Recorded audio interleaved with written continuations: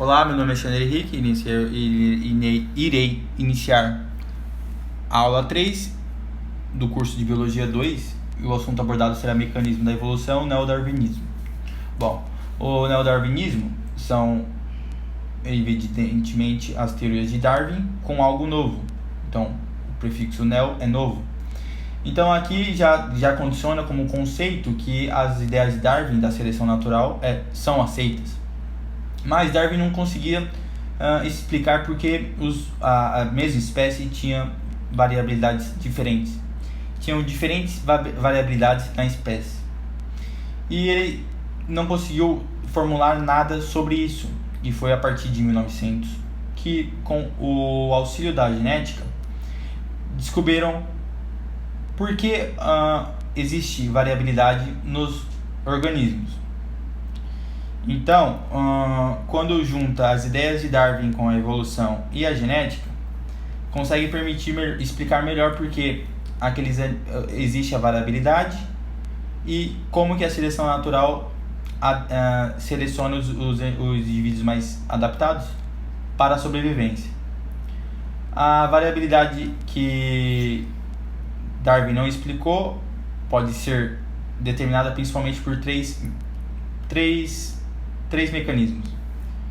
O mecanismo da meiose, em que ocorre a produção de gametas, e no processo em si tem o linkage, que é a recombinação genética dos seus cromossomos, dos seus genes.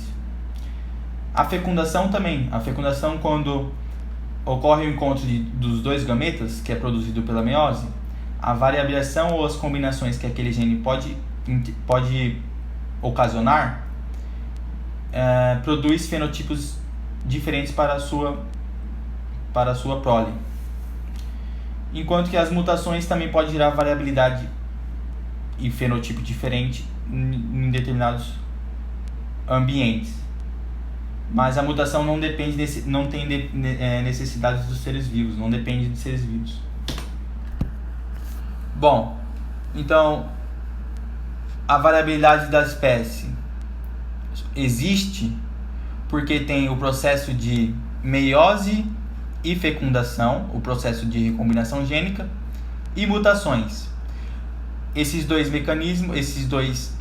três mecanismos gera a variabilidade da espécie, em que o ambiente seleciona o mais adaptado, aquele em que o ambiente converge com sua variabilidade.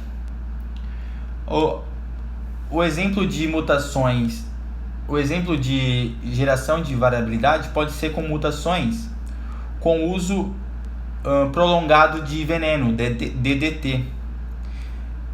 Bom, quando você usa muito veneno em um ambiente com mosquitos, aquele ambiente que tem vários mosquitos, então aquela espécie, que seria então uma espécie, um conjunto de espécies, teriam diferentes indivíduos. E esses diferentes indivíduos, que é a variabilidade entre a espécie. Então, quando uma pessoa chega com veneno e mata os mosquitos, os que têm resistência no seu gene contra o veneno, eles sobrevivem, enquanto que aqueles que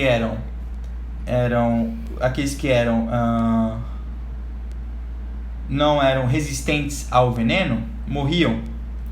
E como eles sobreviviam, eles se reproduziam, porque eles são da mesma espécie e produzem descendentes férteis com aquela característica genética, enquanto que a característica genética do branco sumiria.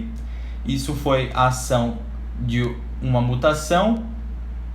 Após a mutação genética vem a seleção natural e adapta aqueles mais selecionados. Os sensíveis são eliminados. Isso ocorre também com o antibiótico. O antibiótico a gente mata aqueles organismos que não são sensíveis e aqueles que são sensíveis. A bactéria a gente mata ela com antibiótico, mas existem bactérias com genes diferentes na mesma colônia. E esses genes acabam sendo resistentes àquele antibiótico.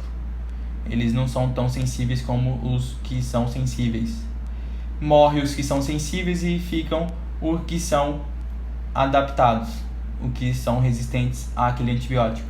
E assim eles sobrevivem, se reproduzem e geram descendentes com essa característica. Então por isso que é mais difícil você matar um antibiótico quanto mais você usa o antibiótico.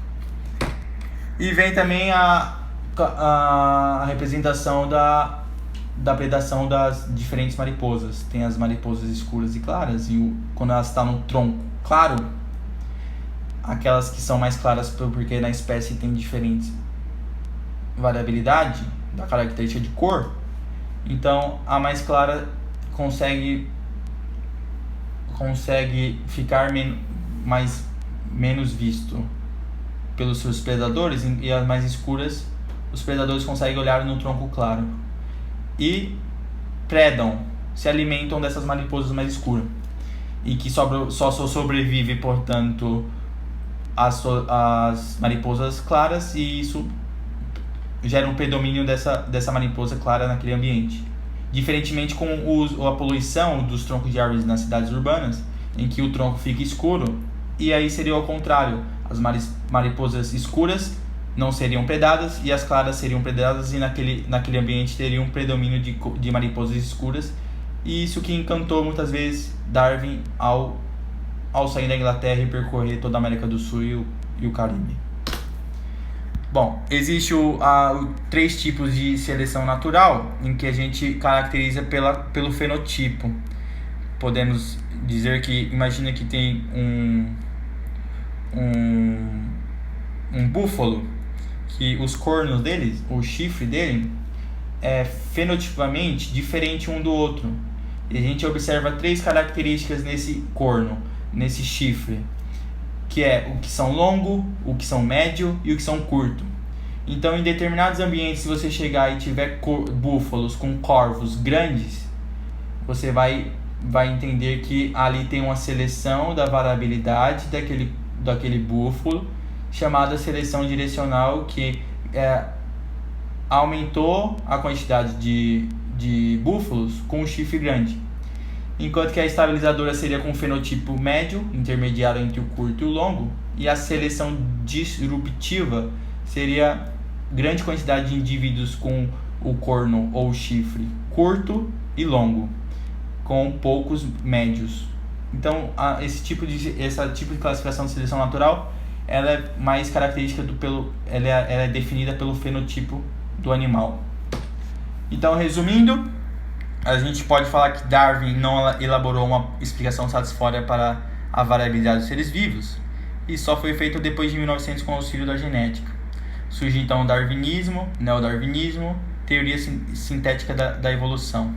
Trata-se da reunião de 2 áreas da biologia, a evolução e a genética. A variabilidade é determinada principalmente por meiose, fecundação e mutação. Meiose e fecundação é a recombinação gênica. É o processo de produção de gene, produção de gametas, e a fecundação é o processo de união de gametas. E mutações, que podem ser os fatores externos. As mutações geram novos tipos de genes e constituem a fonte básica da variabilidade, que é ampliada pela recombinação gênica.